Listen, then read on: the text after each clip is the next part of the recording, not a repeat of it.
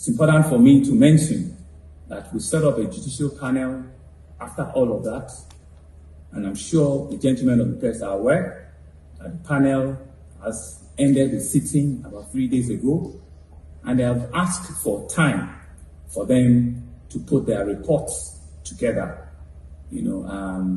behind closed door. We do not know what will be the outcome of that report, but we want to say publicly that upon the handover of that report, we will be making it public. We do not want to cover anything. That's not who we are. That's not what our government stands for. That's not what we believe governance is about.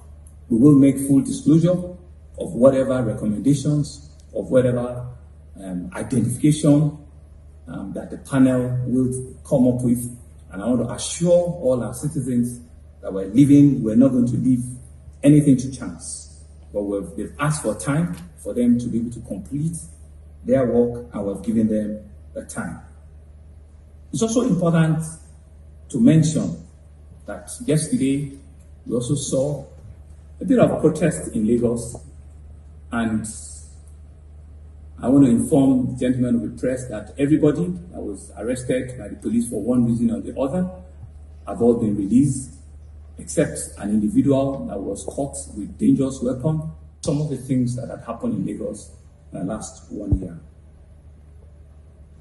Exactly a year ago today was when Lagos was hit with the aftermath of the Endsars protest. Exactly a year ago, today being the 21st of October 2021, was when Lagos had massive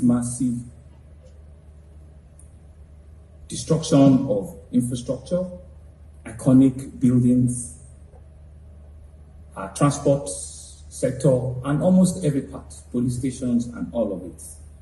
And I feel that there is no better time, but even today, being the 1 year of that event, to say how difficult it's been for us as a state, to say how moving it's been for us as a government, but to also say that how committed it has given us to say that as tough as those times were, as tough as they are still today, that the government will certainly not shy away from its responsibility, that will take it up. We'll see it as a challenge, and we will face it with everything that we have. It's important for me to mention that we set up a judicial panel after all of that. Cases had charms and all sorts, and I did confess to the police that he was there to cause mayhem.